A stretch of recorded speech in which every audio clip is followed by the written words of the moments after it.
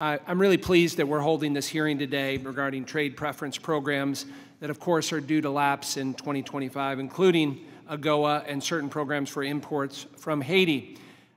Trade preference programs like AGOA and GSP serve as important mechanisms for the U.S. to encourage global economic growth and promote American goodwill and trade priorities abroad. We've heard a little bit this morning, obviously, about the competition that we have with China and Russia and other adversaries, particularly in Africa. I also serve on our Select Committee on China and also on the Intelligence Committee. And as we think about how do we win the strategic competition against the CCP in China, particularly in Africa, I think you do that on the economic front. So things like AGOA, things like engagement need to be there. And I would say, as we compete against Belt and Road and a number of other initiatives from our adversaries, we need to highlight that what we focus and predicate our policies on are competition, the rule of law, enforcement mechanisms, things that work.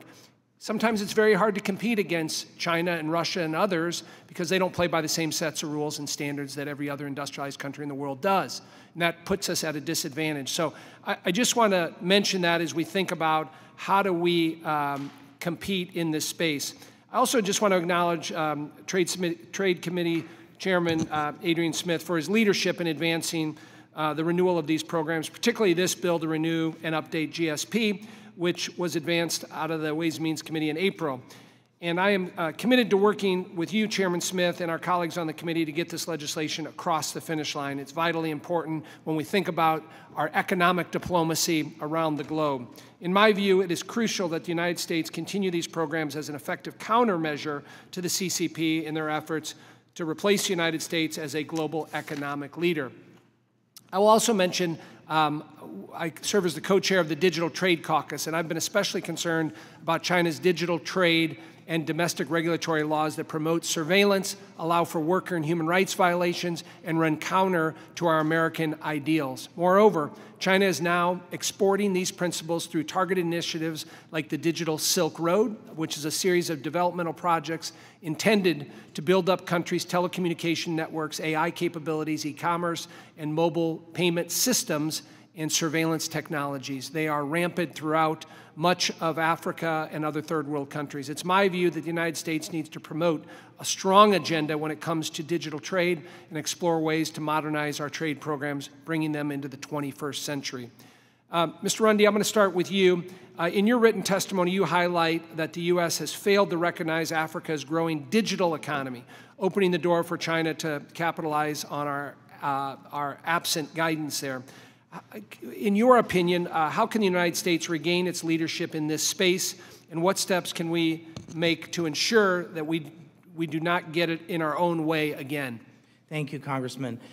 We can't fight something with nothing, and so we need to have a new digital partnership with China. We ought to be investing in training and capacity building in Africa around digital issues. We should be supporting ICT policy development.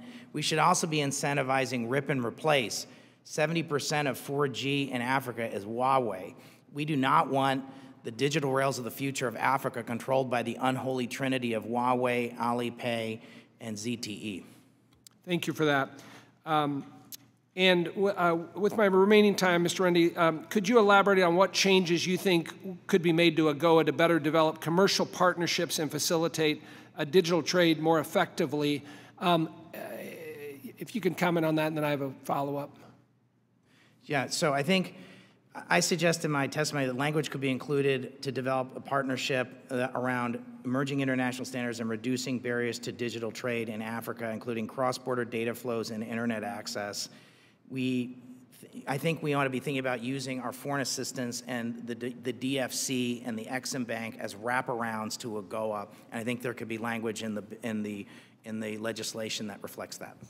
And as we think about that, if you look at the digital chapters that we put into USMCA as kind of a benchmark and a model, I mean, is that what we ought to be looking at in terms of a bilateral digital trade agreement with countries like Kenya and others? Yes.